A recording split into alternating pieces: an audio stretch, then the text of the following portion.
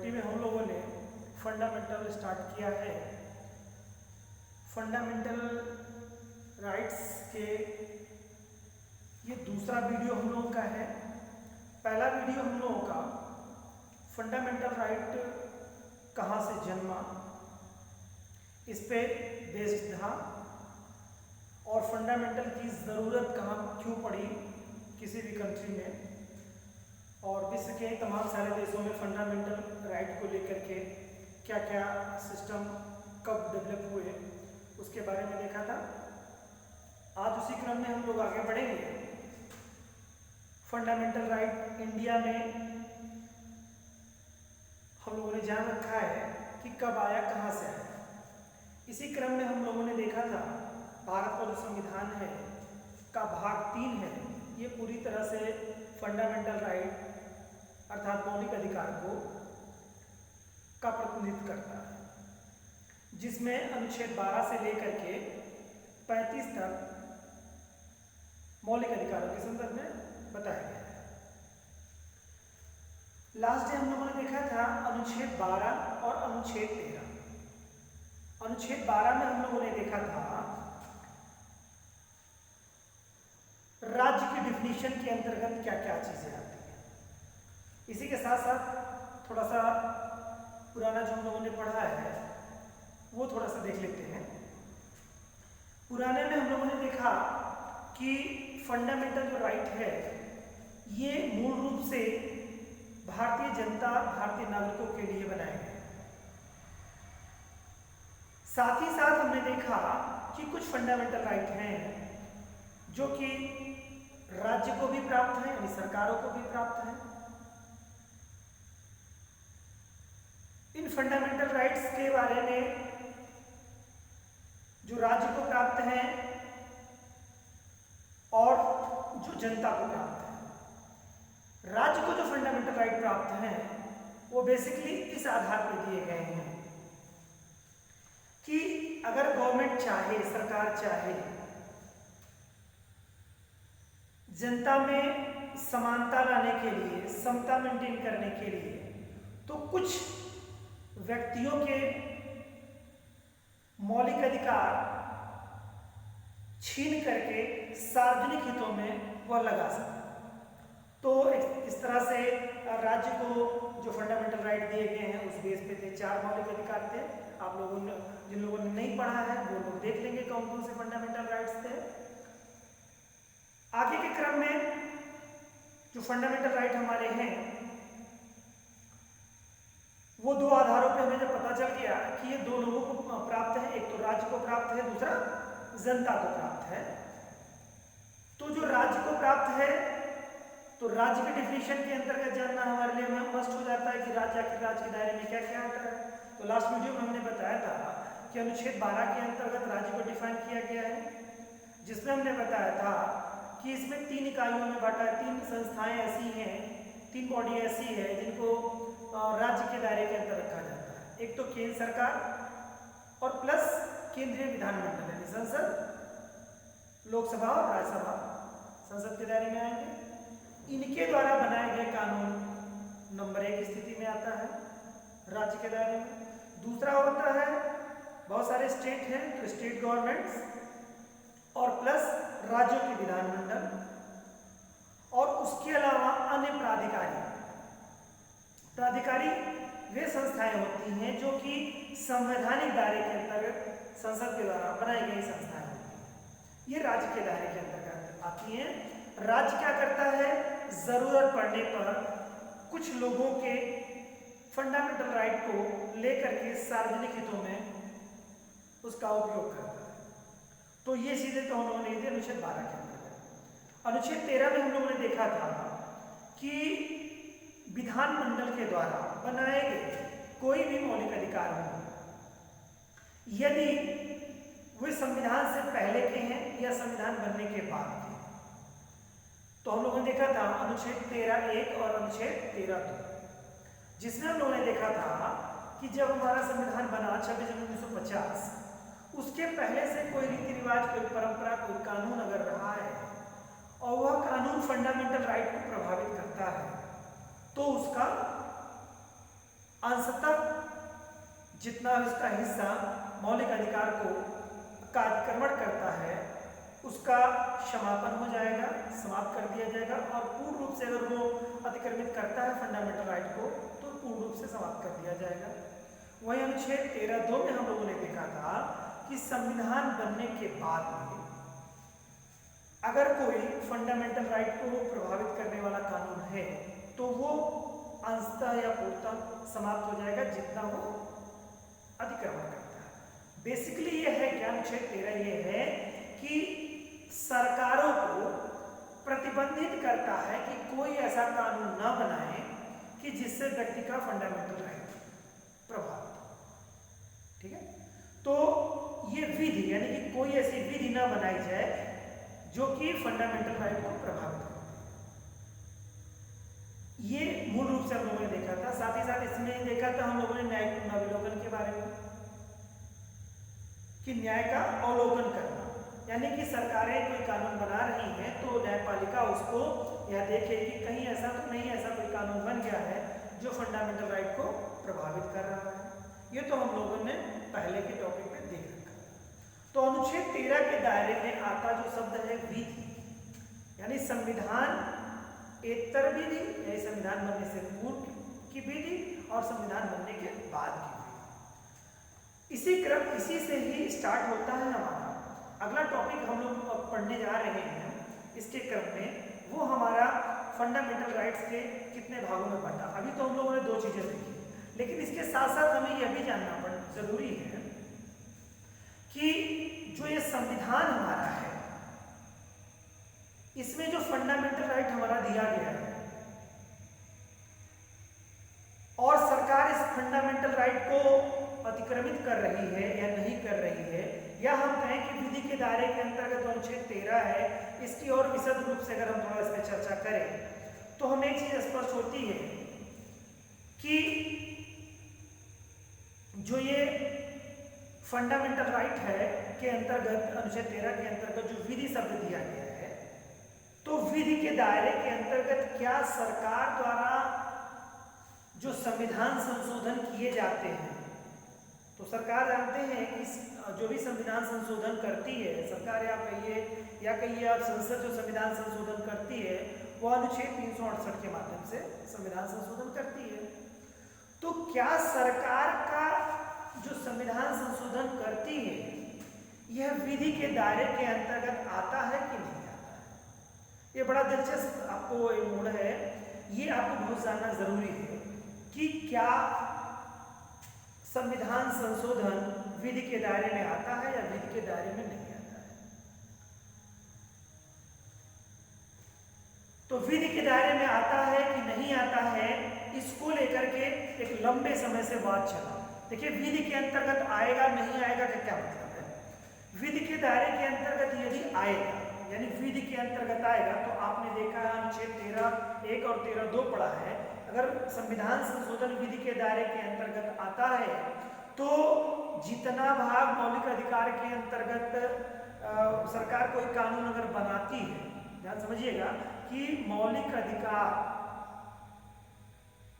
को अधिग्रहित करने वाला अगर कोई कानून सरकार बनाती है संविधान संशोधन के द्वारा, और ये विधि के दायरे के अंतर्गत संविधान संशोधन अगर आता है, तो आपको पता है कि अनुच्छेद 13(2) कहता है कि अगर कोई कानून बनाती है संसद तो उसको क्या होगा, अंशतः या जितना उसका हिस्सा कवर कर रहा है फंडामेंटल राइट को प्रभावित कर रहा है उतना वो हिस्सा समाप्त हो जाएगा, और पूर्ण रूप से अगर प्रभावित कर रहा है फंडामेंटल राइट को तो पूरा कानून समाप्त हो जाएगा।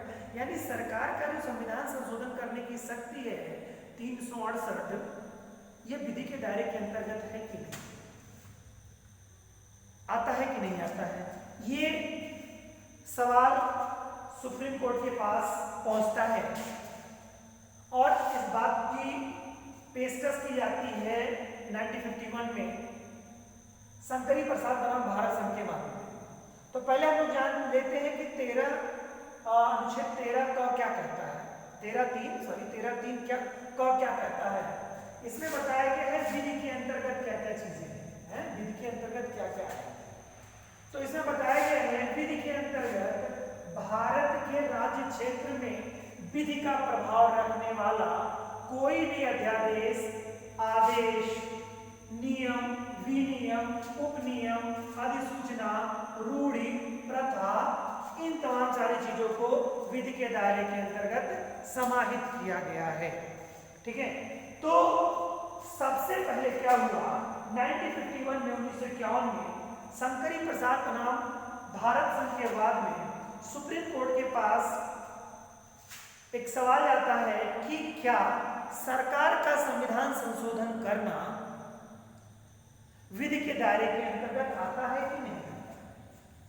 ठीक है, यहाँ पर मैंने मेंशन किया है, विधि के समक्ष में यह प्रश्न आता है कि यह क्या विधि के अंतर्गत संविधान संशोधन अनुच्छेद 13 के अंतर्गत विधि के अर्थों में के अंतर्गत है कि नहीं है, यानी कि संविधान संशोधन विधि के दायरे में आता है कि नहीं आता है। ठीक है, तो सुप्रीम कोर्ट ने इसमें निर्णय दिया अनुच्छेद 13 के संदर्भ में। सुप्रीम कोर्ट ने अनुच्छेद 13 के संदर्भ विधि के अंतर्गत विधानमंडल के द्वारा विधि के दायरे के अंदर सुप्रीम कोर्ट ने इसमें निर्णय दिया शंकरी प्रसाद बनाम भारत संघवाद में।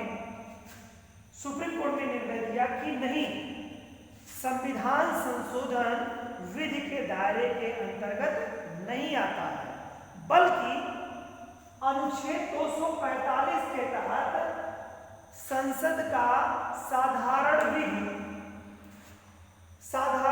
विधायी शक्ति के द्वारा जो बनाए जाते हैं कानून, वे इसके दायरे के अंतर्गत आते हैं, विधि के अंतर्गत आते हैं। संविधान संशोधन जैसे सरकार देखिए 3 तरह से कानून बनाती है। ठीक है, ध्यान से समझिएगा, एक तो साधारण बहुमत के द्वारा, एक विशेष बहुमत के द्वारा, और तीसरा है विशेष बहुमत प्लस आधे से अधिक राज्यों की सहमति के। 3 ही तरीके हैं संविधान संशोधन के। ठीक है, और जब सरकार संविधान संशोधन करती है तो सरकार 368 का प्रयोग करके संविधान संशोधन करती है। लेकिन सरकार को, आपको ये मालूम होना चाहिए कि सरकार को या कहिए संसद को, क्योंकि सरकार जो होती है वो संसद का प्रतिनिधित्व करती है, कुछ ऐसे चीजें, कुछ ऐसे कानून हैं जिनके लिए उसे संविधान संशोधन करने की जरूरत नहीं है, वो साधारण बहुमत के आधार पर ही कोई कानून बना सकते हैं। तो यहाँ सवाल जो कह रहा है वो यही कह रहा है कि कोई बिना संविधान संशोधन किए हुए संसद साधारण बहुमत के द्वारा कोई कानून अगर बनाती है तो वह विधि के दायरे के अंतर्गत आएगा, ना कि संविधान संशोधन विधि के दायरे के अंतर्गत आएगा। ठीक है, तो ये चीज है।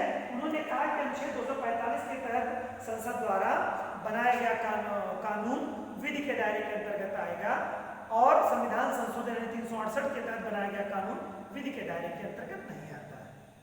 इसका यह मतलब हुआ कि गवर्नमेंट जो है वो चाहे तो संविधान संशोधन के द्वारा फंडामेंटल राइट को सीमित कर सकती है, कम कर सकती है, जरूरत के हिसाब से अपना फंडामेंटल राइट में परिवर्तन कर सकती है। ये सेंस हुआ अभी के जो वाद में शंकरी प्रसाद बनाम भारत संघ के वाद में 1951 में, ये बात है। आगे चल करके 1965 ईस्वी में सज्जन सिंह बनाम राजस्थान राज्य के मामले में भी सुप्रीम कोर्ट यही निर्णय देती है कि संविधान संशोधन विधि के दायरे के अंतर्गत नहीं आता है। 2 शब्द याद रखिएगा, एक तो शंकरी प्रसाद, दूसरा सज्जन सिंह। ठीक है, शंकरी प्रसाद वाले वाद में, शंकरी प्रसाद बनाम भारत संघ का वाद 1951 में आया था। सज्जन सिंह बनाम भारत राजस्थान राज्य का जो वाद है वो 1965 में आया था। इसमें सुप्रीम कोर्ट ने अपने जो पूर्व निर्णय दिए गए थे शंकरी प्रसाद बनाम भारत संघ राज्य वाले मुकदमे में, उसी का अनुसरण करते हुए कहा कि भाई वही चीजें हैं कि संविधान संशोधन विधि के अंतर्गत नहीं है। तो यहां तक तो गवर्नमेंट को कोई प्रॉब्लम नहीं थी, कोई दिक्कत नहीं थी। लेकिन होता क्या है, दिलचस्प बात यहां पर हो जाती है 1967 ईस्वी में गोलकनाथ बनाम पंजाब राज्य वाले वाद में सुप्रीम कोर्ट में वाद जाता है, जिसमें सुप्रीम कोर्ट ये निर्णय दे देती है कि संविधान संशोधन विधि के दायरे के अंतर्गत आता है। क्या निर्णय दे देती है कि संविधान संशोधन विधि के दायरे के अंतर्गत आता है। इसका ये मतलब हो गया कि अब सरकार संविधान संशोधन संशोधन के द्वारा भी फंडामेंटल राइट को सीमित नहीं कर सकती है। इसका ये मतलब है, यहाँ पर क्या है आपका, गोलकनाथ बनाम पंजाब राज्य में 1967 में, यदि याद रखिएगा, राज्य के मामले में उक्त निर्णय को पलटते हुए, उक्त निर्णय मीन्स जो सज्जन सिंह का निर्णय था या शंकरी प्रसाद वाला निर्णय है ना, इन दोनों निर्णयों को से जो निष्कर्ष निकला था उनको पलटते हुए कहा कि संविधान संशोधन अनुच्छेद 13 के अंतर्गत विधि माना गया है। ठीक है, अर्थात अब संविधान संशोधन के द्वारा भी मूल अधिकारों में कमी नहीं की जा सकती है। ये आ जाता है गोलकनाथ बनाम पंजाब राज्य वाले वाद में 1967 में सुप्रीम कोर्ट का निर्णय आता है। और यही गोलकनाथ बनाम पंजाब राज्य में जो सुप्रीम कोर्ट ने निर्णय दिया, इसी को ही भविष्य लक्ष्य विधि का सिद्धांत भी कहा जाता है। बहुत महत्वपूर्ण है, वेरी वेरी इंपॉर्टेंट, इसको ध्यान में रखिएगा। क्वेश्चन पूछता है कि भविष्य लक्ष्य विधि का सिद्धांत किस वाद में सुप्रीम कोर्ट ने दिया था, तो आपको मालूम होना चाहिए गोलकनाथ बनाम पंजाब राज्य में 1967 वाले वाद में भविष्य लक्ष्य विधि का सिद्धांत प्रतिपादित किया गया था। अब इससे क्या हुआ, 1967 में गोलकनाथ वाले वाद में सरकार इससे बौखलासी थी, क्योंकि सरकार को सीमित कर दिया गया। सरकार कोई भी कानून ऐसा नहीं बना सकती थी कि जिससे किसी व्यक्ति का फंडामेंटल राइट प्रभावित हो। सरकार ने क्या किया, आनन फानन में एक कानून, संसद के द्वारा एक कानून पारित किया और उस कानून के पारित करके यह कार्य कर दिया कि जो संविधान संशोधन है यह विधि के अंतर्गत नहीं आता। इन्होंने क्या किया कि अनुच्छेद जो 13 है, इसमें 13/4/1971 में 1971 में 24वां संविधान संशोधन करके अनुच्छेद 13 से ये जो संविधान संशोधन है उसको अलग कर दिया। क्या कर दिया, संविधान संशोधन को, यहाँ पर देखिए, संसद को यह नागवार गुजरा, उसने 1971 में 24वां संविधान संशोधन करके 13 से संविधान संशोधन को अलग कर दिया। ठीक है, यानी कि अनुच्छेद 13 के अंतर्गत जो संविधान संशोधन आता था, इसको 1971 में 24वां संविधान संशोधन करके सरकार ने उसको अलग कर दिया वहां से। यानी कि अब उसका कोई रिलेशन अनुच्छेद 13 से अनुच्छेद 368 का कोई रिलेशन नहीं रह गया। ठीक है, उसमें क्या कर दिया उन्होंने, अनुच्छेद उल्लेख करते हुए अनुच्छेद 13/4 में उसको एक स्थान दे दिया। ठीक है, ये तो सरकार ने अपना कार्य कर लिया। तो सरकार ने जब ये कार्य किया, ध्यान से सुनिएगा, या एक चीज याद रहनी चाहिए, सरकार पर रोक लगाने वाली पहली जो याचिका आई, या सॉरी कहिए कोर्ट का निर्णय आया, वह आया गोलकनाथ बनाम पंजाब राज्य। इसके पहले क्या था, सरकार आजाद थी, कोई भी फंडामेंटल राइट को वो चाहे तो अतिक्रमण कर सकती थी, क्योंकि वो विधि के दायरे के अंतर्गत नहीं आता। गोलकनाथ ने कहा कि वो विधि के दायरे के अंतर्गत आता है, तो आने की स्थिति में वो कोई संविधान संशोधन के माध्यम से भी फंडामेंटल राइट पे अतिक्रमण नहीं कर सकती थी। सरकार ने इसको ध्यान में रखते हुए 1971 में 24वां संविधान संशोधन किया, और जिसमें उसने क्या किया कि संविधान संशोधन को अनुच्छेद 13/4 जोड़ करके उसको अलग कर दिया, विधि के अंतर्गत जो आता है अनुच्छेद 1 और 2 के अंतर्गत, उससे अलग कर दिया। अनुच्छेद 13/4 में इसको प्लेस दे दिया। इसी पे क्या होता है, 1973 में केशवानंद भारती बनाम केरल राज्य का एक निर्णय आता है। उस निर्णय में भी सरकार के द्वारा ये किए गए जो क्रियाकलाप हैं उसकी पैरवी करते हुए, एक तरह से कहिए या सरकार के पक्ष में कहिए, सरकार के पक्ष में निर्णय आ जाता है कि हाँ, सरकार के द्वारा ने जो ये संविधान संशोधन किया हुआ है, ठीक है, सरकार ने जो संविधान संशोधन किया है वह विधि के दायरे में नहीं आता, यानी कि सरकार के द्वारा बनाए गए निर्णय 1971 में किए गए, यानी 24वां संविधान संशोधन सरकार के द्वारा जो किया गया था और वो सही है, ऐसा केशवानंद भारती बनाम केरल राज्य वाले वाद में 1973 में सुप्रीम कोर्ट निर्णय देता है। ठीक है, क्या देता है? 1973 में केशवानंद भारती बनाम केरल राज्य के मामले में सुप्रीम कोर्ट ने इस संशोधन को, कौन से संशोधन को? संविधान संशोधन को वैध घोषित करते हुए, ठीक है, ये 24वां जो संविधान संशोधन किया गया था, इसको वैध घोषित करते हुए कहा कि संविधान संशोधन अनुच्छेद 13 के अंतर्गत विधि नहीं है। ठीक है, यानी कि वो विधि के दायरे के अंतर्गत नहीं आता, जो भी मैंने आपको बताया। ठीक है, संसद मूल अधिकारों में वहीं पर ही उसी बात में, किसमें? केशवानंद भारती बनाम केरल राज्य में, उसी अपने निर्णय में सुप्रीम कोर्ट ने कहा कि संविधान संशोधन विधि के दायरे में अंतर्गत नहीं आता है और सरकार अगर चाहती है लोकहित में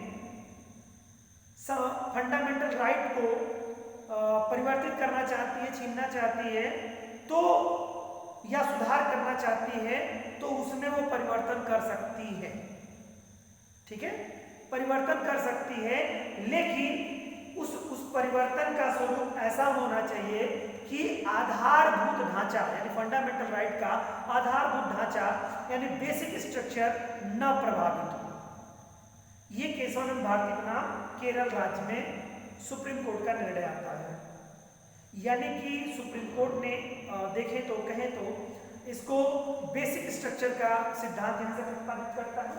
ठीक है, अधिकार को संशोधित कर सकती है, किंतु इस प्रकार नहीं कर सकती है कि आधारभूत ढांचा क्या हो? प्रभावित हो। इस प्रकार इस बात से संविधान के आधारभूत ढांचे यानी बेसिक स्ट्रक्चर के सिद्धांत का प्रतिपादन होता है। ठीक है, तो ये ध्यान रखिएगा कि गोलकनाथ वाले वाद में सुप्रीम कोर्ट ने दिया था क्या? भविष्य लक्षित विधि का सिद्धांत, और केशवानंद भारती बनाम केरल राज्य में बेसिक स्ट्रक्चर का सिद्धांत दिया गया। अब ये जो बेसिक स्ट्रक्चर का सिद्धांत है, ये बड़ा दिलचस्प है, आगे चल करके आपको बहुत काम आएगा, इसको थोड़ा ध्यान रखिएगा। बेसिक स्ट्रक्चर की डिफिनेशन के अंतर्गत आता क्या क्या है, इसको अभी आगे देखेंगे आप लोग इसको, और इस बेसिक स्ट्रक्चर को लेकर के गवर्नमेंट क्या करती है उसके बारे में भी मैं आपको बताता हूं। तो ये बेसिक स्ट्रक्चर क्या होता है, यानी कि सरकार ने जो गोलकनाथ बनाम पंजाब राज्य वाले वाद में जो निर्णय दिया गया था, उसको पलटते हुए सरकार ने 1971 में 24वां संविधान संशोधन करते हुए जो संविधान संशोधन को अनुच्छेद 13(2) के दायरे से हटा करके 13(4) में इसको एक स्थान दे दिया था। इसी की पुष्टि केशवानंद भारती बनाम केरल राज्य 1973 वाले वाद में किया जाता है। और सरकार कहती, कोर्ट कहता है, सुप्रीम कोर्ट कहता है कि सरकार चाहे या संसद चाहे तो फंडामेंटल राइट परिवर्तन कर सकती है, बशर्ते कि मूलभूत ढांचे में परिवर्तन ना हो। किसके मूलभूत ढांचे में? संविधान के जो फंडामेंटल राइट है उसके मूलभूत ढांचे में परिवर्तन ना हो। इससे सरकार को बड़ा बल मिलता है और सरकार क्या करती है कि आप जानते हैं कि केशवानंद भारती बनाम केरल राज्य 1973 का वाद है। इसके बाद क्या होता है कि आप जानते हैं इंदिरा मैडम का उस समय शासन था और 1975 में आप देखते हैं 75 नंबर एमरजेंसी वगैरह का दौर आता है। उसके बाद में की स्थिति में जब गवर्नमेंट आती है तो इसी आधार पर जो सरकार मतलब इसमें जो केशवानंद भारती बनाम केरल राज्य ने बताया कि जितना चाहे उतना वो परिवर्तन कर सकते हैं, लेकिन आधारभूत ढांचे में परिवर्तन नहीं होना चाहिए।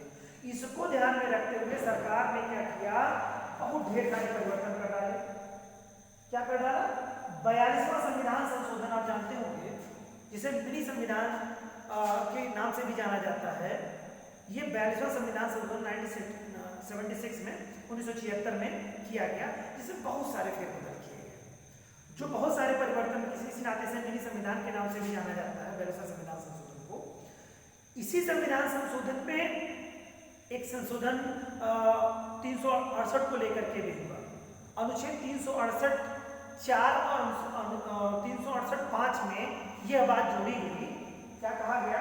अनुच्छेद 368 के खंड 4 और खंड 5 में यह बात जोड़ी गई, जो बेसिक स्ट्रक्चर है सरकार का, जो कोर्ट ने केशवानंद भारती बनाम केरल राज्य में कहा था कि बेसिक स्ट्रक्चर न प्रभावित हो तो परिवर्तन कर सकती है। सरकार ने ऐसा कानून बना दिया कि बेसिक स्ट्रक्चर के डिफिनेशन पे ही वायलेंस होने लगा। क्या कहा इसमें किया गया, इससे शक्ति पाकर संसद ने आधारभूत ढांचे की सीमा को समाप्त कर दिया।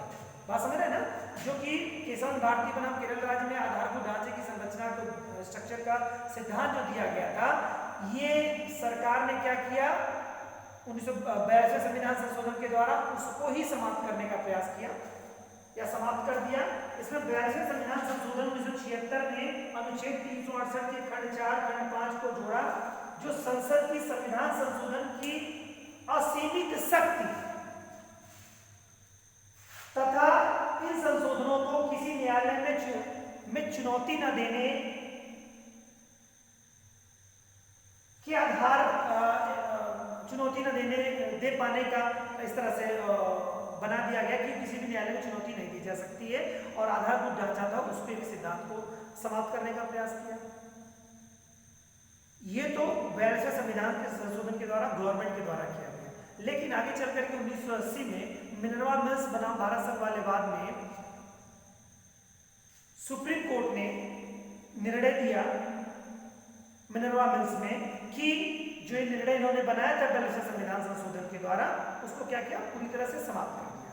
किसको समाप्त कर दिया कि आधारभूत ढांचे पे जो सरकार ने अपना संविधान संशोधन किया था 42वें संविधान संशोधन के माध्यम से, कि आधारभूत ढांचे को एक तरह से समाप्त कर दिया गया था, और सरकार की जो कानून बनाने की जो शक्ति है वो असीमित कर दी गई थी।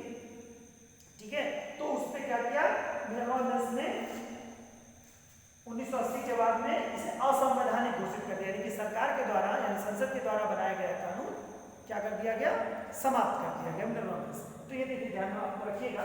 तो ये आपका कुछ था एक फंडामेंटल राइट को लेकर के सरकार के द्वारा जो क्रियाकलाप किए गए और कोर्ट के माध्यम से इस पे जो रोक लगाई गई, ये थोड़ा सा आपको संक्षिप्त था कि क्या 368 संविधान संशोधन के दायरे के अंतर्गत आता है कि नहीं आता है। तो कुछ आपको तथ्य याद रखने हैं, 5-6 तथ्य हैं, जिसमें से आपको शंकरी प्रसाद 1951 वाला वाद आपको याद रखना है, जो भारत संघ शंकरी प्रसाद बनाम भारत संघ का वाद था 1951 का। उसके बाद में 1965 में सज्जन सिंह बनाम राजस्थान राज्य का वाद था। ये दोनों क्या कहते हैं कि संविधान के दायरे के अंतर्गत विधि के अंतर्गत ये सब क्या है आते हैं। ठीक है, न कि संविधान संशोधन।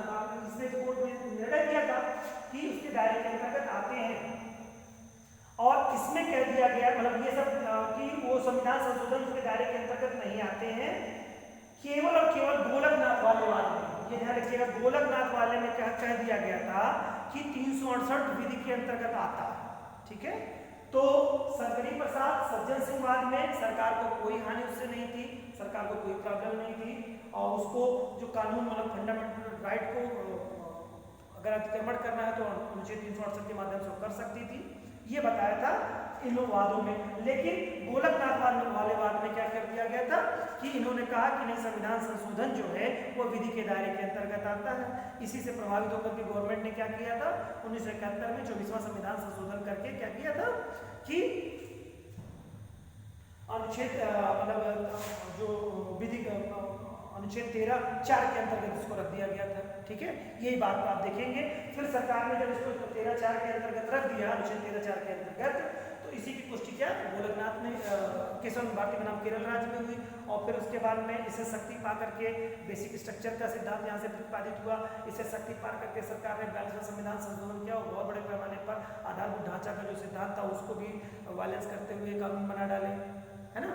और फिर अपनी संसद की जो कानून बनाने की जो शक्ति है उसको असीमित कर दिया। लेकिन मिनर्वा मिल्स 1980 के बाद में क्या किया कोर्ट ने, सुप्रीम कोर्ट ने पुनः सरकार के इस किए गए निर्णय को असंवैधानिक करते हुए समाप्त कर दिया गया। तो ये तो बात थी कि आधारभूत ढांचे में संविधान संशोधन आता है कि नहीं आता है, या विधि के दायरे के अंतर्गत आता है कि नहीं आता है, ये चीज़ें थी। अब हम लोग आगे देखते हैं, ये वाद आपको आता है, ये वाद आपको जो 5 वाद आप लोगों ने पढ़े हैं, इन 5 को याद रखिएगा। आपको शंकरी प्रसाद, सज्जन सिंह, गोलकनाथ, ठीक है, और इसके बाद में आपको केशवन भारती बनाम केरल राज्य और मिनर्वा मिल्स। ठीक है, मिनर्वा मिल्स के बारे में आपको उम्मीद है ये आप कॉन्सेप्ट समझे होंगे।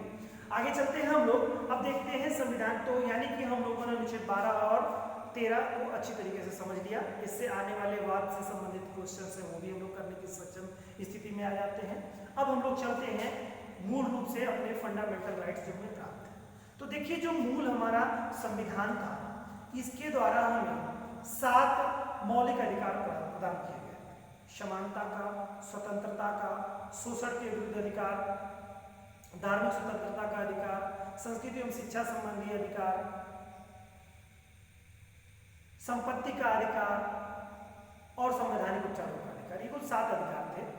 लेकिन इन 7 अधिकारों में से आज आप जानते हैं कि संपत्ति का अधिकार मौलिक अधिकार नहीं है, ठीक है।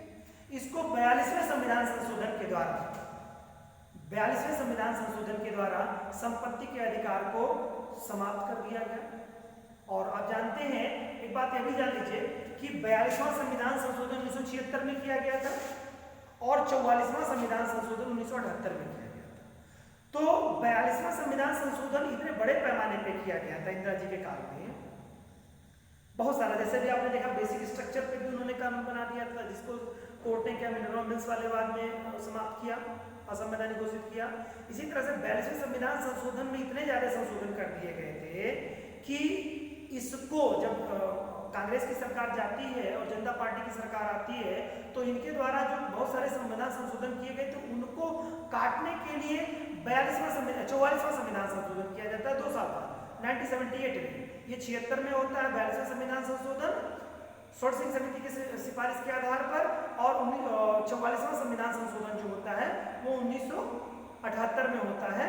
और इसमें क्या किया गया था, संपत्ति के अधिकार को मौलिक अधिकार की श्रेणी से हटा करके इसे केवल विधिक अधिकार बना दिया गया और अनुच्छेद 300 क में इसको रख दिया गया, ठीक है। तो आज की डेट में क्या है, संपत्ति का अधिकार मौलिक अधिकार नहीं रह गया। अब बचते हैं हमारे पास 6 मौलिक अधिकार। कौन कौन से मौलिक अधिकार है? समानता का, स्वतंत्रता का, शोषण के विरुद्ध अधिकार, धार्मिक स्वतंत्रता का अधिकार, संस्कृति एवं शिक्षा संबंधी अधिकार, और छठा है संवैधानिक उपचारों का अधिकार। तो एक एक को देखते हैं। समानता का जो अधिकार है हमारा, वो अनुच्छेद आपका 14 से लेकर के 18 के मध्य में दिया गया है। स्वतंत्रता का अधिकार जो हमारा है वो 19 से लेकर के 22 के मध्य में दिया गया है। फिर शोषण के विरुद्ध अधिकार है वो हमारा 23-24 में दिया गया है। धार्मिक स्वतंत्रता का अधिकार है 25 से लेकर 28 के मध्य में दिया गया है। संस्कृति एवं शिक्षा संबंधी अधिकार हमारा है ये 29 से 30 में दिया गया है। 31 आपका निश्चित कर दिया गया जो संपत्ति का अधिकार था, और 32 में जो है संवैधानिक उपचारों के अधिकार के बारे में। तो आइए थोड़ा सा इसकी डिटेल करते हैं, थोड़ा जानते हैं। ये तो हमारा 32 तक का ये चीजें हो गई, 32 तक की। लेकिन आपको मालूम है कि 12 से 35 तक के संविधान जो है अनुच्छेद जो है वो मौलिक अधिकार के अंतर्गत आते हैं। तो अभी हम लोग बात करने जा रहे हैं अनुच्छेद 33, 34 और 35 के बारे में, ठीक है। इसके बाद पुनः हम लोग अनुच्छेद समानता के अधिकार की डिटेल करेंगे, स्वतंत्रता के अधिकार की डिटेल करेंगे, शोषण के विरुद्ध अधिकारों का डिटेल करेंगे। इस तरह से हम लोग क्रमबद्ध तरीके से इसको जानने का प्रयास करते हैं। आइए देखते हैं इसको। इसमें होता क्या है, ये तो आप लोगों ने जान लिया। ये संपत्ति का जो अधिकार है, ये संपत्ति का अधिकार, इसको क्या कर दिया गया था 44वें संविधान संशोधन के द्वारा इसको क्या कर दिया गया, निश्चित कर दिया गया, ठीक है। अब ये मात्र क्या है, विधिक अधिकार रह गया है, कानूनी अधिकार बनकर के रह गया है। ये फंडामेंटल राइट नहीं रह गया, मौलिक अधिकार, ठीक है। इसके अलावा देखिए क्या है ना कि मौलिक अधिकार में कुछ अपवाद है। क्या है? अपवाद है। फंडामेंटल राइट में कुछ अपवाद है। तो अपवाद क्या क्या है? यही जो अनुच्छेद 33, 34 और 35 में वर्णित बातें हैं, यही अपवाद की श्रेणी में आती है। क्या कहता है अनुच्छेद 33? क्या कहता है? देखिए, संसद को यह शक्ति प्रदान की जाती है कि कुछ विशिष्ट वर्गों के संबंध में विशिष्ट प्रयोजनों की पूर्ति के लिए, कुछ विशिष्ट वर्गों के संबंध में, ध्यान सुनिएगा, संबंध में विशिष्ट प्रयोजनों की पूर्ति हेतु मूल अधिकारों का अतिक्रमण किया जा सकता है। मकसद क्या होना चाहिए गवर्नमेंट का? कुछ विशिष्ट वर्गों के संबंध में, कुछ विशेष वर्गों के संबंध में और कुछ विशिष्ट प्रयोजनों को ध्यान में रखते हुए अगर सरकार कोई योजना बना चाहे तो फिर फंडामेंटल राइट को आपके अधिग्रहण कर सकती है। ये आपका देखिए क्या है, मौलिक अधिकार में अपवाद। तो पूछ सकता है कि मौलिक अधिकारों में से निम्न में से कौन से अनुच्छेद मौलिक अधिकारों के अपवाद के तुल्य आते हैं। तो आप उसको तुरंत ये 3 अधिकार आपको ध्यान में होने चाहिए, 33, 34 और 35 इसी की श्रेणी में आते हैं। तो क्या हो जाएगा, निश्चित निराकृत या निर्बंधित करने वाली विधि बना सकता है, कोई कानून ऐसा बना सकता है जो फंडामेंटल राइट को छीने। लेकिन मकसद क्या होना चाहिए, कुछ विशिष्ट वर्गों के संबंध में विशिष्ट प्रयोजनों की पूर्ति के लिए सरकार ने यह कार्य किया। समझ गए होंगे। चलिए आगे देखते हैं। तो ये क्या हो गया, 35वां क्या हो गया, ये क्या है, अपवाद है, फंडामेंटल राइट का अपवाद है। सरकार के द्वारा एक तरह से इस पर क्या क्या निर्बंधित कर दिया जा रहा है या निराकृत कर दिया जा रहा है। ठीक है। अब अनुच्छेद 34 क्या कहता है, ठीक है, अनुच्छेद 34 ये कहता है कि किसी स्टेट में, ठीक है, किसी राज्य में जहां पर सैनिक कानून लागू है, किसी राज्य में अगर जहां सैनिक कानून लागू है वहां पर सरकार ऐसे कानून बना सकती है कि जहां पर फंडामेंटल राइट प्रभावित हो। यानी कि जिस राज्य में सैनिक कानून लागू है, एक तरह से कहिए असामान्य स्थिति होगी तभी, अस्थिर स्थिति वहां पे होगी, सामान्य स्थिति नहीं होगी उस राज्य की, तभी सेना कानून वहां पे लागू होगा। तो उस स्थिति में विधानमंडल चाहे तो, संसद चाहे तो उस पर ऐसा कानून बना सकती है कि जो कि बाकी और कंट्री, मतलब अपने कंट्री के बाकी और राज्यों में जो लोगों को फंडामेंटल राइट मिले हुए हैं उससे वो डिफर हो, वो भिन्न हो। यानी कि एक तरह से कहिए फंडामेंटल राइट छीना जा सकता है उन राज्यों में जहाँ पर सेना कानून हो। ठीक है, तो ये बात ध्यान का बात है, किसी राज्य क्षेत्र में सेना कानून लागू होने पर विधि बनाने की शक्ति देता है इसमें। तो विधि बनाएगा तो इसका मतलब क्या, फंडामेंटल राइट को अतिक्रमित करने वाला होगा। और अनुच्छेद 35 कहता है मौलिक अधिकारों के संबंध में कानून बनाने की जो शक्ति है अनुच्छेद 35 के दायरे में होती है। तो ये 3 मतलब ये आपका क्या होगा कि कोई कानून बना करके फंडामेंटल राइट को भी अतिक्रमित करेगा भाई, और क्या कोई जरूरत तो है नहीं। यहाँ पर जैसे लिखा हुआ है मौलिक अधिकारों के संबंध में संसद की विधि बनाने की शक्ति, तो भाई मौलिक अधिकारों के संबंध में विधि बनाने की जो शक्ति दी गई है तो उसमें आप सकारात्मक भी कुछ कर सकते हैं और एक तरह से कहिए कि एक तरह से दमनात्मक स्थिति को ही ध्यान में रख करके खासतौर से बनेगा। यानी कहिए कि ये दोनों अनुच्छेद 35 या अनुच्छेद 34 वाली कोई कंडीशन बन रही है तो किससे बनाया जाएगा, अनुच्छेद 35 के माध्यम से बनाया जाएगा।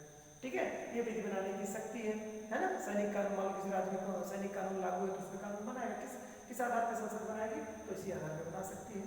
और या कुछ विशिष्ट वर्गों के संबंध में कुछ विशिष्ट कार्यों के प्रयोजनों को ध्यान में रखते हुए भी अगर सरकार चाहे तो या संसद चाहे तो उसका वायलेंस कर सकती है, अतिक्रमण कर सकती है। तो ये 3 अनुच्छेद आपके किससे थे, रिलेटेड अपवाद के रूप में रहे हैं। तो इस रूप में हम लोगों का संविधान के बारे में इतनी बातें हम लोगों की हुई। अब हम लोग एक एक को करते हैं समानता, स्वतंत्रता और शोषण के विरुद्ध अधिकार, धार्मिक स्वतंत्रता का अधिकार, शिक्षा और संस्कृति संबंधी अधिकारों के बारे में थोड़ी थोड़ी चर्चा कर लेते हैं आज के अगले के टॉपिक में। उम्मीद है कि आप लोग समझ रहे हैं, उसको सीरियसली इसको देखिएगा। एक एक तथ्य आपको, ये फंडामेंटल राइट इतना इंपॉर्टेंट है कि आपको अगर फंडामेंटल राइट नहीं पता है तो बहुत सारे आप मेंस के क्वेश्चंस नहीं कर पाएंगे, मेंस अच्छे से लिख नहीं पाएंगे आप पॉलिटी का। और इसके अलावा आपको जो इसके प्री के क्वेश्चंस आते हैं वो भी आपके काफ़ी कुछ समझ पे बेस्ड होंगे, आपके वो भी करने में थोड़ी सी सुविधा होगी। तो एक टॉपिक को हम लोग डिटेल करते हैं, समानता के अधिकार के बारे में एक टॉपिक को हम लोग डिटेल करते हैं। आज हम लोग समानता और स्वतंत्रता को देखते हैं, फिर अगले क्रम में और वीडियोस में आगे देखेंगे। ठीक है, तो देखते हैं हम लोग। देखिए समानता का अधिकार जो है ये 14 से 18 तक है, यानी 14 से 18 यानी कि 5 अनुच्छेद है। 5 अनुच्छेद जो है वो समानता के बारे में बात करते हैं। ठीक है, अब समानता में क्या क्या बातें कही जाती हैं, यहाँ पर एक बात और भी दिलचस्प है कि अनुच्छेद 14 क्या कहता है। तो क्या यहाँ पर हम लोग तो इस अनुच्छेद को जब पढ़ते हैं तो यहाँ पर देखते हैं समता या समानता। तो समता क्या चीज है और समानता क्या है, बस इसको देखने की बात है। हम एक एक को पहले थोड़ा डिटेल कर रहे हैं कि अनुच्छेद 14 में क्या बात बताई गई हमारी। अनुच्छेद 14 देखिए, अनुच्छेद 14 क्या कहता है, भारत में सभी व्यक्तियों को विधि के समक्ष समता और विधियों का समान संरक्षण प्रदान करता है। क्या करता है, भारत में सभी व्यक्तियों को विधि के समक्ष, अनुच्छेद 14 भारत में सभी व्यक्तियों को विधि के समक्ष क्या होता है, समान संरक्षण की बात करता है। यानी कि यहाँ पर समता की बात करता है और विधियों के समान समानता रक्षक की बात करता है। अब यहाँ पर देखिए एक बात आती है समानता और समता के बारे में, तो थोड़ा इस पर भी हम लोग थोड़ा जान लें। देखिए समता, हमारे संविधान में समता शब्द का उल्लेख किया गया है। समता का मतलब होता है कि अपनों में समकक्षों में समानता, समकक्षों में समानता की बात है, ना कि सबको समान करने की बात है। समकक्षों में समानता की बात है, ना कि प्रत्येक नागरिक, प्रत्येक व्यक्ति में समानता की बात कही गई है। ये बड़ी दिलचस्प बात आपको है। आप ऐसा नहीं है कि आदरणीय पीएम महोदय से, आप राष्ट्रपति महोदय से, वो भी एक व्यक्ति हैं, आप एक सामान्य व्यक्ति उनसे अपनी कंपैरिजन करने लगे, उनको ये सुविधाएं, हमको नहीं सुविधाएं हैं, तो ये नहीं कर सकता है व्यक्ति, या अपने अधिकारी के इक्विवेलेंट कोई कर्मचारी है उससे उसकी तुलना नहीं कर सकता, क्योंकि वो समकक्षों में समान है। ठीक है, आपको समानता दी गई है, अपने समकक्षों में दी गई। हमारे संविधान में हम बात कर रहे थे समता के बारे में। देखिए हमारे जो अनुच्छेद, गवर्नमेंट जो है आरक्षण वगैरह को जो देती है सरकार, जो कुछ विशेष वर्गों के लिए विशेष प्रावधान करने का जो प्लान यहाँ पे, जिसमें कि आपने देखा अनुच्छेद 33 में कि कुछ विशेष प्रयोजनों को ध्यान में रखते हुए विशिष्ट वर्गों के संबंध में कानून बनाने की शक्ति के बारे में बता रहा है यहाँ पे अनुच्छेद 33। तो सरकार को अगर लगता है कि कोई वर्ग ऐसा है जो कि समाज की मूल धारा से पिछड़ा, वो समान नहीं है उसमें, और लोगों और जो वर्ग के लोग हैं उनसे काफी वो पीछे है वह वर्ग, तो सरकार उसको उन लोगों के इक्विवेलेंट लाने के लिए उनको कुछ विशेष अधिकार दे सकती है। कारण क्या है कि सरकार को के सामने सभी उसके बच्चे हैं, सभी उसके समान हैं, तो जो बच्चा पिछड़ा होगा उसे क्या करेगी गवर्नमेंट, उठा करके उसके समकक्ष लाने का प्रयास करेगी। तो वही जो उसको आगे बढ़ने के लिए, प्रोत्साहित करने के लिए, ऊपर उठने के लिए जो सिस्टम या एक तरह से कहीं जो अधिकार अलग से दिए जाते हैं, वही उसका जो विजन होता है वही कि जो पिछड़े हैं वो भी समकक्ष सभी लोग आ जाए और एक समता का भाव सबके अंतर्गत जागृत हो। समता उन्हीं को, मतलब समता का जो डिफिनीशन है कि जो पिछड़े हैं, जो कमजोर हैं, जैसे कोई घर में विकलांग बच्चा हो तो उसके लिए क्या करते हैं पेरेंट्स, एक चलने की उसकी व्यवस्था एक अलग से कराई जाती है, उसके लिए कुर्सियां अलग से बनाई जाती हैं, उसको बैठने और तमाम सारी सुविधाएं, उसके बेड के जो संरचनाएं हैं, उसके टॉयलेट्स हैं, ये सब एक अलग करते हैं। आपने बेसिक स्कूलों में देखा होगा गवर्नमेंट की महत्वाकांक्षी योजनाओं के तहत यह भी एक हिस्सा है कि जो दिव्यांग बच्चे हैं, दिव्यांग बच्चों के लिए अलग फैसिलिटी प्रोवाइड करती है। तो अब आप देखेंगे कि सामान्य बच्चों के लिए सामान्य सा वॉशरूम होता है, लेकिन विशेष बच्चों के लिए विशेष वॉशरूम की व्यवस्था गवर्नमेंट करती है। तो बाकी बच्चे कहें कि नहीं उनके लिए क्यों विशेष किया गया, मेरे लिए नहीं किया, क्योंकि उसके लिए सरकार उसको एक तरह से कहिए प्रोत्साहित करके वहाँ तक लाना चाहती है, सपोर्ट करना चाहती है। तो एक थोड़ा सा आपको ये समझने के लिए था कि समता का आधार इस रूप में सरकार उन्हीं लोगों को उठाने की प्रयास करती है, जो लाने का प्रयास करती है, जो सभी लोग समकक्ष हो सके, सभी लोग बराबर हो सके।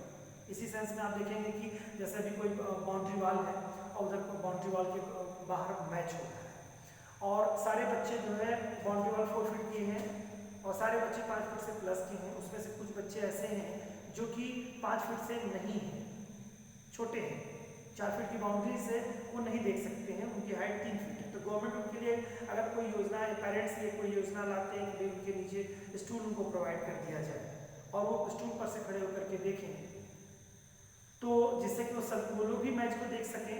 तो वो जो अलग से स्टूल प्रोवाइड किया जाता है वो समता को ध्यान में रख करके ही वहीं पे आपको बैलेंस सोचने की जरूरत है कि ये सरकार समता लाना चाहती है कि सभी लोग 4 फीट हो जाए, बाउंड्री वॉल के पास का जो टूर्नामेंट है वो सभी लोग देख सकें। तो ये जो सपोर्ट करना है ये समता है, न कि समानता का किसी का छीनना है। तो उसी आधार पर ही समता के बारे में ये है। तो समता क्या होता है कि मतलब एक दूसरे को, जो पिछड़े लोग हैं उनको सरकार लाने का प्रयास करती है। समानता का सेंस इसी नाते लोग ये नहीं कह सकते कि उनको क्यों व्यवस्था दी गई, कि उनको क्यों दी गई। तो ये अनुच्छेद 14 में हमारा कहता है, ठीक है। और अनुच्छेद 15 क्या कहता है कि ये 5 शब्द हैं, बहुत ही महत्वपूर्ण 5 शब्द हैं, धर्म, मूल वंश, जाति, लिंग और जन्म स्थान। धर्म, मूल वंश, जाति, लिंग और जन्म स्थान के आधार पर किसी के साथ कोई पक्षपात भेदभाव नहीं किया जाएगा किसी भी कार्य के लिए, यानी सरकारी प्रयोजनों में कार्य के लिए किसी को के साथ कोई भेदभाव नहीं किया जाएगा। किसी के साथ क्या कि किसी धर्म विशेष का है तो उसके साथ गवर्नमेंट कोई बिहेवियर रखती है, भारत धर्मनिरपेक्ष राष्ट्र है, या कोई किसी का मूल वंश कुछ और है तो उसके साथ कोई भेदभाव नहीं हो सकता, नहीं करेगी सरकार। जाति के आधार पर, लिंग के आधार पर, जन्म स्थान के आधार पर, किसी के आधार पर किसी के साथ भेदभाव नहीं होता। एग्जाम में क्वेश्चन पूछता है कि किन आधारों पर, किस अनुच्छेद 15 में कि किसी के साथ कोई भेदभाव नहीं किया जा सकता है। भेदभाव का जो आधार है वो यही 5 आधार आते हैं, धर्म, मूल वंश, जाति, जन्म स्थान और लिंग के आधार पर किसी के साथ कोई भेदभाव नहीं किया जा सकता है। ठीक है, तो ये अनुच्छेद 15 में ये बातें बताई गई हैं। अनुच्छेद 16 कहता है कि सार्वजनिक नियोजन या सरकारी नौकरियों में अवसर की समता, जो गवर्नमेंट सेक्टर की जितनी भी जॉब्स आएंगी उसमें सभी को एक तरह से मतलब एक तरह से सबके साथ समान व्यवहार किया जाएगा। किसी ऐसे व्यक्ति को नहीं होगा कि कोई व्यक्ति उसमें वंचित किया जाए। इसी नाते जो वैकेंसी आती है उसमें आप लोग देखते होंगे लिखा होता है सामान्य चयन। कोई भी वैकेंसी आती है, रिक्ति आती है तो उसमें क्या लिखा था? सामान्य चयन। सामान्य चयन का मतलब ये होता है कि उसमें हर वर्ग के लोग जा सकते हैं, हर संप्रदाय के लोग जा सकते हैं। ठीक है, अनरिजर्व वैकेंसी जो होती है, अनारक्षित उसे कहिए या कहिए जनरल वैकेंसी, सामान्य रिक्ति जो आती है उसमें यही होता है कि उसमें हर वर्ग के लोग जाते हैं। लेकिन कुछ रिक्तियां विशेष वर्ग की भी आती हैं। ठीक है, तो यहाँ पर जो अनुच्छेद आपका है अनुच्छेद 16 और सरकारी नौकरियों में अवसर की समता के बारे में मतलब दिया गया है कि सबको समान होगा। लेकिन जो विशेष वैकेंसीज आती हैं, विशेष आरक्षण मतलब जो रिक्ति आएगी तो विशेष भर्ती शब्द आता है। ठीक है, सामान्य चयन और विशेष चयन ऐसे करके आता है। तो जो सामान्य चयन है वो सभी के लिए है, विशेष चयन है कुछ वर्ग विशेष के लिए जो उनकी रिक्तियां होती हैं उनके लिए आता है। तो आप जान लीजिए जो विशेष चयन आएगा इस पे, और बाकी जो लोग इस पे विशेष चयन की लिमिटेड लोगों के लिए किसी कैटेगरी विशेष के लिए ही आती है वो वैकेंसी, उसके लिए बाकी लोग ये विरोध नहीं कर सकते। जो सामान्य चयन वाले अभ्यर्थी हैं वो ये नहीं कह सकते कि क्यों आया हुआ है, क्योंकि सरकार वो क्षमता के आधार पर उनके लिए वो रिक्ति प्रोवाइड कराती है। तो इस तरह से आपको सोचना होगा, उससे रिलेशन लेना होगा। तो सरकारी नौकरियों में अवसर की समता के बारे में बताया गया अनुच्छेद 16। ठीक है, ये 3 अनुच्छेद हो गए, 14, 15 और 16। अनुच्छेद 17 क्या कहता है? अस्पृश्यता का अंत, अनटचेबिलिटी। ठीक है, यानी छुआछूत को रोकने, प्रतिबंधित, निषेधित करता है, और जो उसका वायलेंस करेगा उसके जो कानून के दायरे के अंदर जो कानून जो सजा का प्रावधान है, दंड का प्रावधान है, उसको दंडित किया जाएगा। ये बात करता है अनुच्छेद अस्पृश्यता का। ये भी एग्जाम में बहुत बेसिक तौर से छोटे कॉम्पिटिशन में क्वेश्चन पूछता है, तो इसको आप ध्यान रखिएगा, कोड मिलाने में आएगा तो आपको ये आ सकता है। ठीक है, और अनुच्छेद 18 क्या कहता है? ये कहता है उपाधियों के अंत के बारे में कहता है। जितनी भी उपाधियां हैं, जैसे पहले राजा महाराजा हुआ करते थे, उनका राजा महाराजा विराज करके तमाम सारी उपाधियां हुआ करती थी, और लॉर्ड साहब वगैरह पहले जैसे अंग्रेजों के द्वारा बहुत सारी उपाधियां दी गई थी लोगों को, तो वो सारी उपाधियों का जो है अंत होने की बात कहता है अनुच्छेद 18। तो इस तरह से समाज में समता लाने का प्रयास करने वाला या समानता लाने का प्रयास करने वाली जो आपका अनुच्छेद है, समानता का अधिकार, अनुच्छेद 14 से 18 आपने देखा। इन सबके बारे में मैं फिर से रिवीजन करा दे रहा हूँ उसको कि भारत में सभी व्यक्ति विधि के समक्ष समता, सभी लोग समान है, विधियों के समान, समान संरक्षण सबको मिला हुआ है। कोई व्यक्ति ऐसा नहीं कि किसी के लिए कानून अलग हो और दूसरे व्यक्ति के लिए कानून अलग हो, सबको विधि के समक्ष समान संरक्षण मिला हुआ है। सभी कानून की निगाह में सब एक हैं, कोई अमीर गरीब ऊंच नीच कोई कुछ नहीं है। कानून में कोई भी अपराध करता है, कोई भी गलती करता है तो वो क्या हो जाएगा?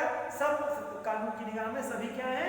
इक्विवेलेंट है, कोई छोटा बड़ा नहीं है, सब समान रूप से है। ठीक है, तो इस तरह समझने की जरूरत है, ये कहता है। और अनुच्छेद 15 क्या कहता है? धर्म, वंश, जाति, लिंग और जन्म स्थान के आधार पर किसी के साथ भेदभाव नहीं किया जाएगा। और 16 कहता है सार्वजनिक नियोजनों में, उपकरणों में या कई सरकारी नौकरियों में अवसर की समानता के बारे में बताता है। अनुच्छेद 17 अस्पृश्यता के अंत के बारे में बात करना, डिसेबिलिटी को के बारे में कहता है कि इंटरव्यूबिलिटी नहीं होनी चाहिए, छुआछूत नहीं होनी चाहिए। और अनुच्छेद 18 क्या कहता है, उपाधियों के अंत के बारे में। ये तो टोटल आप कहते हैं क्या, समानता के अधिकार के संदर्भ में, ठीक है। ये तो आपका समानता हो गया। अब हम लोग देखते हैं स्वतंत्रता के अंतर्गत क्या आता है। तो स्वतंत्रता के अंतर्गत बहुत ही महत्वपूर्ण है अनुच्छेद 19 से लेकर के और 22 तक इसके अंतर्गत आते हैं, ठीक है। कुल 5 अनुच्छेद इसके अंतर्गत आप लोगों को देखने को मिलेगा। 19 है, 20 है, 21 है, 22 है। तो आप लोग कह रहे होंगे तो 4 ही है, तो सर 5वां कैसे कह रहे हैं। आपने सुना होगा अनुच्छेद 21 का, ठीक है। तो अब इसके बारे में 4 अनुच्छेद इसमें है। पहले में समानता में 5 है और स्वतंत्रता में आपके 4 हैं, लेकिन इसमें 21 का जोड़ने के नाते इस तरह से 5 आप समझ सकते हैं, या आप इसको 4 ही समझिए, इस रूप में 4 है। तो एक एक को देखते हैं कि अनुच्छेद आखिरकार अनुच्छेद 19 क्या कहता है। तो अनुच्छेद क्या कहता है, अनुच्छेद 19 जो कहता है वह 6 तरह की स्वतंत्रता प्रोवाइड करता है। किसको, भारतीय नागरिकों को 6 तरह की सुविधाएं प्रोवाइड करता है, ठीक है। कौन सा, अनुच्छेद 19। इससे क्वेश्चन बहुत आते हैं, बहुत क्वेश्चन इससे आते हैं, तो इसको बहुत सीरियसली आप सुनिएगा और इसको याद भी कर लीजिएगा इस तथ्य को, ठीक है। इसमें क्या बताता है कि कहा गया है 6 तरह की जो उनको मूल स्वतंत्रताएं व्यक्ति को मिली हुई, प्रत्येक व्यक्ति को 6 तरह की मूल स्वतंत्रताएं मिली हुई है। पहली स्वतंत्रता मिली है वाक एवं अभिव्यक्ति की स्वतंत्रता, ठीक है। वाक और अभिव्यक्ति यानी कि अपने आप को, अपनी बात को स्पष्ट रूप से कहीं कहने का, बोलने का, वाक अभिव्यक्ति की स्वतंत्रता यानी व्यक्ति को अपनी अभिव्यक्ति को कहने की पूरी तरह से करने की स्वतंत्रता दी गई है। ये किसमें दिया गया है, अनुच्छेद 19 में कुल टोटल 6 तरह की स्वतंत्रताएं दी गई है। पहली स्वतंत्रता वाक एवं अभिव्यक्ति यानी बोलने की, जो भी है आप कुछ भी बोल सकते हैं, बशर्ते कि व्यक्ति का कोई ऐसा ना हो कि वो जो जिससे उनके फंडामेंटल राइट इफेक्टिव होते हो, कुछ नुकसान को पहुंचता हो। बाकी आप अपनी बात को कह सकते हैं, जो भी सही चीजें हैं उसके बारे में आप प्रखरता से कह सकते हैं, लेकिन राष्ट्र हित में ही होनी चाहिए, राष्ट्र विरोधी कोई स्टेटमेंट आपके नहीं होना चाहिए। वहां तक जहां तक कि किसी व्यक्ति का कोई व्यक्ति आहत नहीं होता है, आपके स्टेटमेंट से प्रभावित नहीं होता है, वह राष्ट्र विरोधी नहीं है, तो वहां तक आप स्वतंत्र हैं बोलने के लिए, कुछ भी आप कह सकते हैं, बोल सकते हैं, बशर्ते कि राष्ट्र को और किसी व्यक्ति को उससे हानि ना हो, उतनी स्वतंत्रता आपको दी गई है। एक वाक की स्वतंत्रता। दूसरी है आपको यहाँ पे शांतिपूर्ण एवं बिना हथियार के सम्मेलन करने की स्वतंत्रता, ठीक है। क्या कहा है, शांतिपूर्ण और बिना हथियार के, यानी कि आप चाहें तो कहीं पर भी प्रोटेस्ट कर सकते हैं, ठीक है, लेकिन बशर्ते उसके लिए क्या, शांतिपूर्ण होना चाहिए, उग्र नहीं होना चाहिए। वो जैसे आप देखते हैं सरकार कोई योजना बनाती है, मान लो पेट्रोल के दाम बढ़ गए या कहीं पर कोई घटना घटित हो गई, तो क्या करते हैं कि समाज के कुछ जो संगठन होते हैं वो सड़कों पर आते हैं, या कहीं कोई हमले हो गए, मान लो पाकिस्तानी हमले होते हैं, उसमें हमारे कुछ जवान शहीद हो गए, तो उसमें क्या होता है कि लोग काली पट्टियां बांध करके एक तरह से कहिए उस पर विरोध करते हैं। और कुछ चीज़ें होती हैं, सरकार की कुछ पॉलिसीज होती हैं, पेट्रोलियम के दाम बढ़ गए या कुछ और चीज़ें हो गई तो सरकार का विरोध करने के लिए चले जाते हैं, लेकिन वो सरकार से शांतिपूर्ण ढंग से वो करते हैं, तो सरकार उस पर कुछ कार्रवाई नहीं करती है। वो सरकार तभी कार्रवाई करती है जब वो लोग हिंसक हो जाते हैं, यानी बिना हथियार के आप कहीं पर भी धरने में बैठ सकते हैं, अपनी बातों को आप डीएम महोदय के माध्यम से शासन तक अपनी बात को पहुंचा सकते हैं। तो ये आपको एक तरह से कहिए कि स्वतंत्रता दी गई है, शांतिपूर्ण बिना हथियार के, कहीं पर भी आप अपने संगठन को लेकर के आप उसको कर सकते हैं, जनता को लेकर के बना सकते हैं। दूसरा है संगठन एवं संघ बनाने की स्वतंत्रता, यानी कि अगर आप चाहते हैं कि कोई संगठन या संघ आप बनाना चाहते हैं तो आप बना सकते हैं, बशर्ते वो वही और राष्ट्र विरोधी नहीं होना चाहिए। तो आप कोई भी संघ या संगठन बना लीजिए, इसकी भी स्वतंत्रता आपको मिलेगी, उसकी स्वतंत्रता हो गई, वाक एवं की स्वतंत्रता, शांतिपूर्ण एवं बिना हथियारों के सम्मेलन करने की स्वतंत्रता, संघ एवं सभा बनाने की आपको स्वतंत्रता से, ठीक है। और अगला चौथा है आपका भारत के राज्य क्षेत्र में अबाध संचरण की स्वतंत्रता, यानी भारत के आप किसी भी क्षेत्र में क्या कर सकते हैं, कहीं पर भी आप जा सकते हैं, कहीं पर भी संचरण कर सकते हैं, कहीं पर भी घूम टहल सकते हैं। ये आपकी चौथी स्वतंत्रता दी गई है। और आपको पांचवी स्वतंत्रता जो दी गई है, भारत के किसी भाग में निवास करने या बसने की, यानी भारत में आप किसी भी क्षेत्र में क्या कर सकते हैं, निवास कर सकते हैं, रह सकते हैं, बस सकते हैं, इसकी स्वतंत्रता है। पहले क्या था कि जब आर्टिकल 370 जब था तो उसमें क्या था कि कश्मीर के लिए स्ट्रिक्टली निर्देश थे कि उसमें आप जमीन लेकर के वहाँ नहीं रह सकते, हालांकि वो समाप्त हो चुका है। तो भारत के किसी भी क्षेत्र में आप जा करके बस करके रह सकते हैं। ये स्वतंत्रता कौन दे रहा है आपको? अनुच्छेद 19 दे रहा है। ठीक है, अनुच्छेद 19 के ये 5 उपखंड में निवास करके बसने की स्वतंत्रता है। और इसके अलावा भारत के किसी भी क्षेत्र में आप एक तरह से कहिए घूम सकते हैं, टहल सकते हैं। ये आपका 5 में था।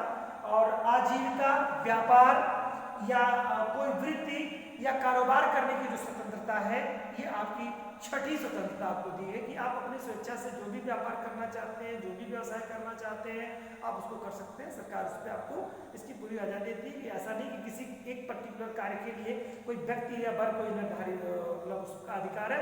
कोई भी व्यक्ति चाहे कोई भी चीज़ कर सकता है। आपके पास यदि पैसे हैं तो आप कोई भी व्यवसाय स्टार्ट कर सकते हैं, सरकार इस पर कोई रोक नहीं लगा सकती। इस नाते हम लोग देखिए कुछ लोग ऐसे होते हैं जो चाहते हैं, जो व्यापार करना चाहते हैं उसको कर लेते हैं। तो ये हमारे अनुच्छेद 19 के द्वारा प्रदत्त जो शक्तियाँ थी उसके बारे में दिया गया था। ठीक है, तो ये आपको टोटल आपको जो 6 अधिकार दिए गए हैं अनुच्छेद 19 के अंतर्गत, ये आपको याद होना चाहिए। फिर से एक बात देख लीजिए, वाक्य की स्वतंत्रता, शांतिपूर्ण बिना हथियारों के सम्मेलन करने की स्वतंत्रता, संघ और संगठन बनाने की स्वतंत्रता दी गई है आपको। भारत के राज्य क्षेत्र में अबाध रूप से संचरण करने की स्वतंत्रता दी गई है। भारत के किसी भाग में निवास करने की बसने की स्वतंत्रता आपको दी गई है। और लास्ट आपको है आजीविका, व्यापार या कारोबार को किसी भी तरह का कारोबार करने की आपको स्वतंत्रता है, बशर्ते वो वैधानिक कार्य हो, अवैधानिक। ठीक है, अब हम लोग बात करते हैं अनुच्छेद 20 के बारे में। ठीक है, अनुच्छेद 20 क्या कहता है? दोष सिद्धि के संबंध में संरक्षण देने की बात करता है कि कुछ लोग ऐसे, जैसे कोई व्यक्ति है और उसको किसी अपराध के लिए पकड़ लिया गया है, कुछ ने कोई अपराध किया है, तो उसको लेकर के उसको क्या क्या संरक्षण प्राप्त है न्यायपालिका के तहत, वो 3 तरह के उसको संरक्षण प्राप्त है। ठीक है, पहला संरक्षण तो यह प्राप्त है कि जिस समय उस व्यक्ति ने वो अपराध किया, उस अपराध के समय उस समय अधिकतम जो सजा का प्रावधान था,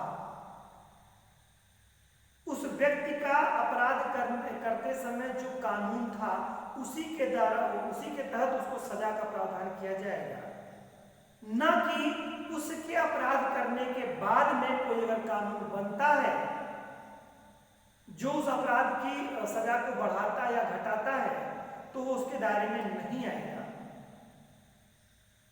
मतलब ये है कि जब अपराध किया गया उसमें जो विधि थी, जो कानून था, उसको उसी के आधार पर ही उसका मुकदमा और उसको सजा दी जाएगी। समझ रहे हैं ना बात? तो ये बात कहा गई दोष सिद्धि के संबंध में संरक्षण करने के बाद में, अगर दोष सिद्ध हो जाता है, कोई अपराध करता है, दोष सिद्ध हो जाता है, तो जब उसने अपराध किया था और उस अपराध के लिए जो सजा का उसमें प्रावधान था उसको उसी के दायरे के अंतर्गत होगा। जैसे आपने देखा निर्भया के केस में, एक जो बच्ची थी उनके केस में जो देखा आप लोगों ने कि उस समय जो बालिग होने की जो उम्र थी वो कुछ और थी, है ना, मतलब 18 साल थी। और लेकिन उस घटना के बाद से गवर्नमेंट ने क्या किया कि उनकी एज को, लड़कों को घटा दिया कि जघन्य अपराध है, जैसे रेप है, डकैती है, हत्या, इस तरह के जघन्य अपराधों के लिए बालिग होने की उम्र जो हो गई है वो 18 साल ना होकर के 17 साल 16 साल कर दी गई है उसकी एज को। ठीक है, उसकी एज को कम कर दिया गया है। तो वो जघन्य अपराधों की स्थिति में बाकी और आप बालिग होने की उम्र जो 18 साल ही आपकी है, लेकिन जघन्य अपराधों में बालिग होने की उम्र आपकी कम कर दी गई है। तो मान लो कोई व्यक्ति 2011 के पहले कोई अपराध किया है और उसका कोई वाद चल रहा है, तो उस समय जो कानून था उसी के दायरे में होगा, न कि उसके बने हुए कानून के बाद। समझ गया होंगे? तो यानी कि दोष सिद्ध होने के संबंध में संरक्षण देने की बात कह रहा है। ठीक है, इसके अलावा दोहरे दंड से संरक्षण, यानी किसी व्यक्ति को किसी एक अपराध के लिए सिर्फ एक बार दंड दिया जा सकता है, उसे दोबारा दंड नहीं दिया जा सकता है, यानी दोहरे दंड से उसको संरक्षण प्रदान प्राप्त होता है। और तीसरा है आत्म अभिशंसन की स्वतंत्रता उसको दी गई है, या आत्म अभिशंसन की का संरक्षण प्रदान किया गया। इसका ये मतलब है कि किसी व्यक्ति को मजबूर नहीं किया जा सकता है कि वह स्वतः के बारे में, यहाँ पर बात हो रही है कि जो व्यक्ति अपराध जिस पे सिद्ध हो गया, ठीक है, उसके बारे में, यानी कि अपराध की पुष्टि हो चुकी है, वहां पर बात कर रहा है, तो किसी व्यक्ति को उसको अपने खिलाफ सबूत को कलेक्ट करने के लिए बाध्य नहीं किया जा सकता है कि वो खुद सबूत दे कि साहब हमने इस तरह से ये गलत कार्य किया और इसके एफिडेविट्स ये हैं। उसके लिए बाध्य नहीं किया जा सकता। वो व्यक्ति स्वतः से चाहे अपने विवेक से चाहे अपने अपराध को स्वीकार कर ले, अपनी बात को बता ले, ये चीजें हैं। तो ये 3 तरह के संरक्षण दिए गए अनुच्छेद 20 के तहत। क्या क्या है? दोष सिद्धि के संबंध में जो संरक्षण प्रदान किया गया है वो 3 तरह के संरक्षण है। फिर से एक बार कर देता हूँ। कार्योत्तर विधि से संरक्षण, यानी कार्य के समय जो कानून था उसी के आधार पर सूचना होगी, उसके बाद कोई भी कानून अगर उसे कठोर कानून आ गया है तो उसको उसके दायरे में नहीं आएगा, नए कानून के दायरे के अंदर नहीं आएगा, पुराने कानून के तहत ही उसको मुकदमा चलेगा। पहली बात तो ये थी। दूसरा है दोहरे दंड से प्रावधान, एक ही अपराध के लिए उसको 2 बार सजा नहीं दी जा सकती है। तीसरा है आत्म अभिसंसन की बात जो कह रहा है, इसमें यही कह रहा है कि खुद के प्रति सबूतों को देने के लिए या गवाही करने के लिए कोई बाध्य नहीं किया जाएगा। ये अनुच्छेद 20 आपको कहता है। ये इसको कहते हैं दोष सिद्धि के संबंध में संरक्षण। तो आपने देखा 19 जो था वो क्या था? 6 तरह के मूल स्वतंत्रताएं दी गई थी। अनुच्छेद 20 जो है दोष सिद्धि के संबंध में कानून बनाने के बारे में बात कर रहा है। अब बात करते हैं हम लोग अनुच्छेद 21 के बारे में। ठीक है, अनुच्छेद 21 में क्या है? प्राण और दैहिक स्वतंत्रता का अधिकार दिया गया है। ठीक है, और जो व्यक्ति जिस संप्रदाय, जिस जाति धर्म का है, उसको अपने आधार पर, अपने हिसाब से उसको मतलब जो है अपनी अंतिम जो क्रियाकलाप है उसको करने की आज़ादी दी गई है। और कोई किसी भी स्थिति में, किसी भी कंडीशन में सरकार जो है, इवन आप ऐसे समझिए कि आपातकाल स्थिति जो होती है, आपातकाल स्थिति 3 तरह की होती है, अनुच्छेद 352, 356 और 360। तो 352 में क्या है कि बाह्य आक्रमण या सशस्त्र विद्रोह की स्थिति में अनुच्छेद 352 का प्रयोग किया जाता है। ठीक है, और अनुच्छेद 356 का है कि राजतंत्र फेल हो जाने पर, कहीं पर राज्य सरकार फेल हो जाती है तो वहां पर राष्ट्रपति शासन लगा दिया जाता है, वो होता है। और अनुच्छेद 360 जो होता है ये आपका वित्तीय आपात की स्थिति में। 3 तरह के हमारे यहाँ आपातकाल उपलब्ध है, लेकिन यहाँ पर बात हो रही है अनुच्छेद 352 के तहत, यानी कि जो है बाह्य आक्रमण या सशस्त्र विद्रोह की स्थिति में क्या होगा? उस स्थिति में भी अनुच्छेद 20 और अनुच्छेद 21 का अतिक्रमण नहीं हो सकता। बात ध्यान में रखिएगा। ठीक है, तो अनुच्छेद 20 और 21 का किसी भी कंडीशन में, आपातकाल की स्थिति में भी, ये 2 फंडामेंटल राइट कभी भी छीने नहीं जाते हैं। कौन कौन से? अनुच्छेद 20 और अनुच्छेद 21। अनुच्छेद 20 में मैंने आपको बताया कि खुद के प्रति मतलब दोष सिद्ध होने के समय उसको कुछ संरक्षण जो दिए गए, 3 तरह के संरक्षण दिए गए, वो आपको बने रहेंगे। और प्राण और दैहिक स्वतंत्रता का अधिकार इमरजेंसी के पीरियड में भी नहीं छीना जाएगा। तो अनुच्छेद 21 में था।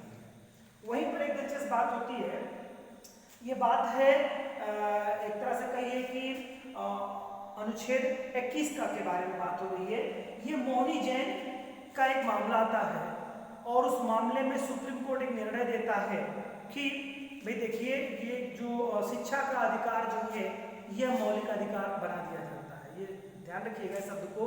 मोहनी जैन जो है इनके बारे में आप थोड़ा सा ध्यान रखिएगा कि किस वाद में शिक्षा का अधिकार अधिनियम, आप लोगों को मालूम है कि 2010 में जो पारित हुआ और जिसमें बताया गया कि 6 से 14 वर्ष तक के बच्चों को निःशुल्क और अनिवार्य शिक्षा देने की बात कही गई है। ठीक है, 6 से 14 वर्ष तक के बच्चों को निःशुल्क और अनिवार्य शिक्षा देने की बात की गई है। यह 86वां संविधान संशोधन किया गया था। ठीक है, 86वां संविधान संशोधन जो 2002 में किया गया, इसमें क्या कहा गया कि 6 से 14 वर्ष तक के बच्चों को निःशुल्क और अनिवार्य शिक्षा की बात कही गई। मोहनी जैन वाले बात में ये कहा गया कि शिक्षा का अधिकार मौलिक अधिकार है। ठीक है, तो ध्यान रखिएगा, शिक्षा का अधिकार मौलिक अधिकार है। 86वें संविधान संशोधन 2002 के द्वारा यह प्रावधान किया गया कि 6 से 14 वर्ष तक के बच्चों को निःशुल्क और अनिवार्य शिक्षा दी जाएगी। यह आपका अनुच्छेद 21 का है। 21 में क्या है? प्राण और दैहिक स्वतंत्रता का अधिकार। किसी व्यक्ति को उसके प्राण और दैहिक स्वतंत्रता से विधि द्वारा स्थापित प्रक्रिया के द्वारा ही मतलब उसको छीना जाएगा। ठीक है, 21 में क्या कहा गया था कि किसी व्यक्ति का अगर सरकार ऐसे ही अपने मनमाने तरीके से किसी की प्राण और दैहिक स्वतंत्रता नहीं छीन सकती है।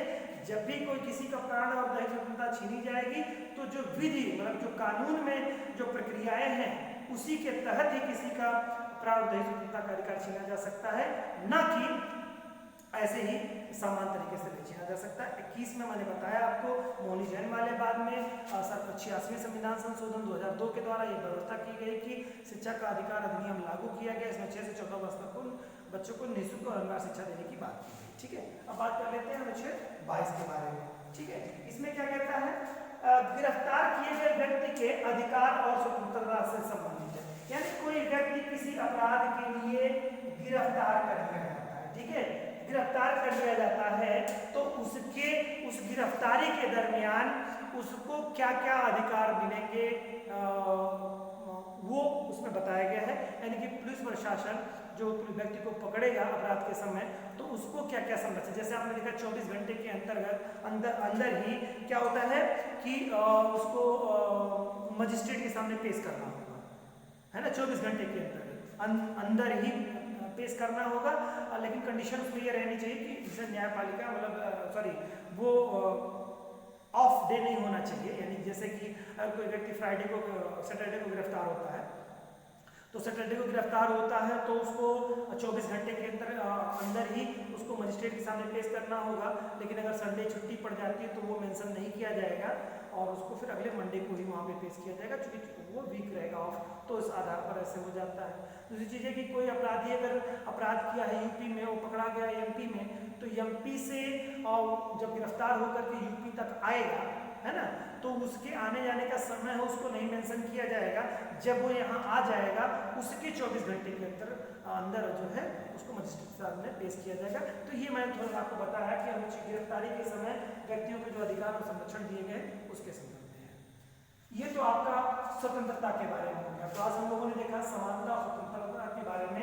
कल हम लोग बाकी के 3 अनुच्छेदों के बारे में अगले वीडियोज में देखेंगे। वीडियो बहुत लंबा हो जा रहा है, आप लोग उसको देखिए। आई होप आप लोग इसको समझे होंगे, एंजॉय किए होंगे इसको एक बार देख लीजिएगा। ये बहुत ही उपयोगी है, मेंस में आपके क्वेश्चन इससे बहुत सारे आते हैं, तो आप इसको देखिए। ये बहुत ही आपको सहज कर देगा। अगर आप इसको अच्छे से समझेंगे तो आपको मेंस लिखने में बहुत आसानी होगी, और प्री में तो इसके बहुत अपार क्वेश्चंस आते हैं प्रत्येक परीक्षाओं में। ठीक है, एंजॉय करिए। अगला वीडियो हम लोग इसका जो तीसरा पार्ट आएगा वो भी काफ़ी इम्पोर्टेंट पार्ट है, उसको लेकर के हम लोग आगे बढ़ेंगे और फंडामेंटल राइट को अच्छे से समझेंगे। आई होप आप लोगों ने इसको भी समझा होगा, काफ़ी एंजॉय किया होगा।